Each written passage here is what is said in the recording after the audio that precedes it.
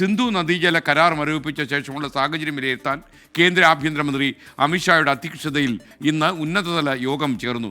ഒരു തുള്ളി വെള്ളം പോലും പാകിസ്ഥാനിലേക്ക് ഒഴുക്കില്ലെന്ന് ജലവകുപ്പ് മന്ത്രി CR പാട്ടീൽ ഇന്ന് പ്രതികരിച്ചു.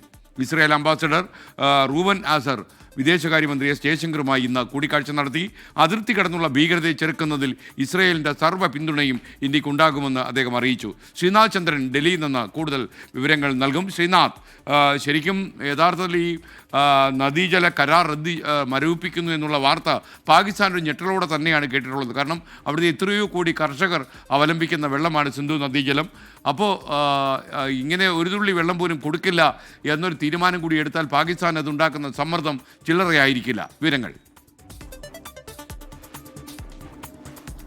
തീർച്ചയായും SKN പാകിസ്ഥാന്റെ GDP ഒക്കെ താങ്ങി നിർത്തുന്നതിൽ പ്രധാനപ്പെട്ട ഒരു ഘടകമാണ് ഈ സിന്ധു നദിയിൽ നിന്ന് ലഭിക്കുന്ന ജലം. അതേതായാലും പൂർണ്ണമായി തന്നെ നിർത്തിവെക്കും എന്ന് ഇന്ത്യ കഴിഞ്ഞ ദിവസം പ്രഖ്യാപിച്ചതാണ്.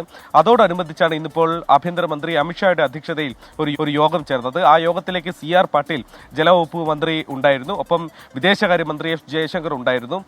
ഇവർ ഒരുമിച്ചാണ് ഇത്തരമൊരു ചർച്ച നടത്തിയത്. അതിൽ മുന്നോട്ട് ഇനിയിപ്പോൾ വെള്ളം തടയുകയാണെങ്കിൽ, തടഞ്ഞു തുടങ്ങിയിട്ടുണ്ട് ഇന്ത്യ, അങ്ങനെയാണെങ്കിൽ മുന്നോട്ട് ആ വെള്ളം എങ്ങനെ ഉപയോഗിക്കണം, പാകിസ്ഥാനിൽ ഏതെങ്കിലും തരത്തിൽ ഇതിനെതിരെ ഒരു നീക്കം ഉണ്ടായാൽ അതിനെ എങ്ങനെ പ്രതിരോധിക്കണം അടക്കമുള്ള കാര്യങ്ങളിലാണ് ഇന്ന് പ്രധാനമായും ചർച്ച നടന്നത്.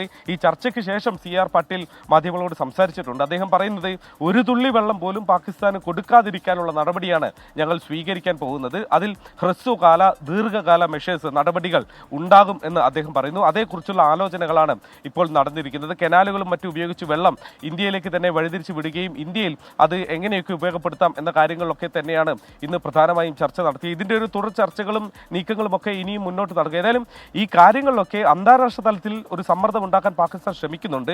ഇന്ത്യ ഇങ്ങനെ വെള്ളം നിർത്തിയാൽ ഞങ്ങളുടെ ഭാഗത്ത് അത് ഉണ്ടാക്കാവുന്ന പ്രത്യാഘാതങ്ങൾ ലോകരാഷ്ട്രങ്ങളെ ബോധിപ്പിക്കാനുള്ള ശ്രമം അവർ നടത്തുന്നുണ്ട്. അതുകൂടി മുന്നിൽ കണ്ടാണ് ഇപ്പോഴത്തെ ഒരു തർക്കത്തിൽ, ഇന്ത്യയും പാകിസ്ഥാനും തമ്മിലുള്ള തർക്കത്തിൽ ലോകരാജ്യങ്ങളെ ഒപ്പം കൂട്ടാനുള്ള ശ്രമം ഇന്ത്യ ഇന്ന് നടത്തിയത്.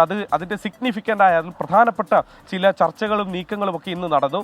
S. ജയശങ്കർ ഇന്ന് പരമാവധി അംബാസഡർമാരെ, ഇന്ത്യയിലെ സ്ഥാനപതികളെ നേരിട്ട് കാണാൻ വേണ്ടി ശ്രമിച്ചു.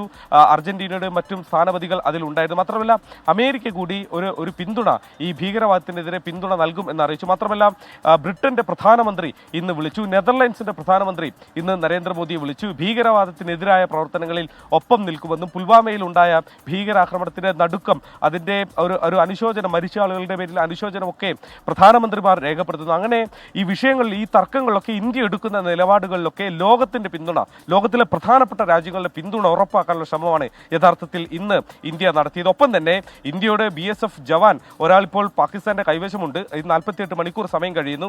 അദ്ദേഹത്തെ തിരികെ എത്തിക്കേണ്ടതുണ്ട്. അതിനുള്ള ചർച്ചകളൊന്നും തന്നെ പാകിസ്ഥാൻ തയ്യാറാവുന്നില്ല. Thank you. ശ്രീനാഥ് ചന്ദ്രനാണ് ഡൽഹിയിൽ നിന്ന് വിവരങ്ങൾ നൽകിയത്.